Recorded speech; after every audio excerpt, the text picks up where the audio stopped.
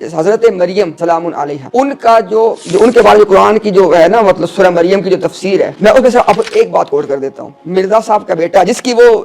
تفسیر صغیر اور تفسیر کبیر دونوں اسی کی ہیں، سیکنڈ جو خلیفہ تھا مرزا صاحب کا جو بیٹا تھا، اچھا اس میں وہ لکھتا ہے، وہ کہتا ہے جی کہ میں نا آپ کو مریم اسلام کی کہانی ایک قصے سے سمجھاتا ہوں۔ کہتا ہے جی کسی دور میں یوں ہوا کہ ایک مولوی صاحب تھے جی، وہ جو ہے نا بہت زیادہ کنجوس تھے، جو بھی ان کے گھر میں بیوی آتی تھی وہ خرچ نہیں کرتے تھے ایٹسیٹرا ایٹسیٹرا۔ پھر ایک بڑی شاطر عورت ان کے گھر میں آ گئی، اس نے کہا میں ان کو سبق سکھاؤں گی، تو اس نے کیا کیا کہ جناب ان کے نا اس نے سارے راز لے لیے کہ پیسے کہاں رکھتا ہے ایٹسیٹرا ایٹسیٹرا، اور اس کے بعد وہ کہتے ہیں جی کہ اس نے اس کو نا جنک فوڈ، یہ تفسیر سورہ مریم ہو رہی ہے سر، کہتا ہے جی کہ اس نے نا ان کو جنک فوڈ کھلانا شروع کیا مولوی صاحب کو، اس سے ان کا پیٹ بڑھ گیا۔ پھر کہتا ہے وہ روزانہ تیل لگا کے ان کے پیٹ کی مالش کرتے، وہ پیٹ اور بڑھتا چلا گیا۔ اس نے کہا مولوی صاحب آپ کو تو حمل ہو گیا ہے، تو وہ مولوی صاحب پریشان ہو گئے کہ کسی کو نہ بتانا، میری تو بدنامی ہو یار کو جسٹ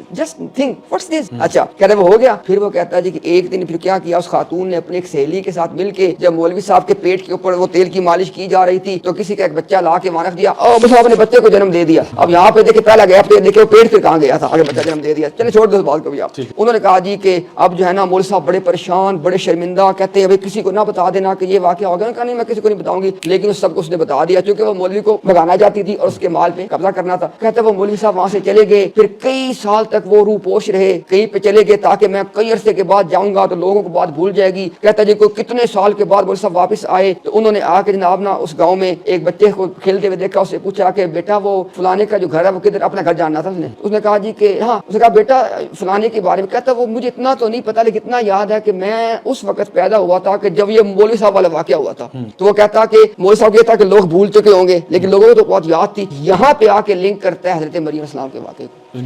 الفاظ دیکھیں، کہتا ہے یہ میں کوٹ اینڈ کوٹ نعوذ باللہ من ذالک، کہتا ہے مریم تو بھاگی لیکن لوگوں نے ساری بات کو یاد رکھا اور آگے پھر وہ یار یہ تفسیر ہے، اس طرح کی چیزیں یہ پروپیگیٹ کر رہے تھے۔ میں کہتا ہوں حضرت کہ ان چیزوں کو بین کر کے ہم اس کمیونٹی کے اوپر ہم ان کو فیور دے رہے ہیں۔ اگر یہ چیزیں ایک کسی عام آدمی کے سامنے جائیں گی، جب وہ پڑھے گا وہ کچھ بھی کر گزرے گا۔ تو ان چیزوں کو جب بین کیا جاتا ہے، جب احمدیت کے لٹریچر کو کتابوں کو بین کیا جاتا ہے، خدا کی قسم اصل بات حضرت یہ ہے کہ یہ ان کے فیور میں ہے، ورنہ لوگ جب اس کو پڑھ لیں گے تو ان کے مسائل پیدا ہو جائیں گے۔ اصل بات یہ ہے، لیکن اس کے پیش کیسے کرتے ہیں؟ دیکھو ہمیں مذہبی آزادی نہیں ہے، ہمیں ہمارے لٹریچر نہیں چاہ بھائی تمہارے لٹریچر میں یہ لکھا ہوا ہے، یہ سورہ مریم کی تفسیر جناب تفسیر کبیر میں کی گئی ہے۔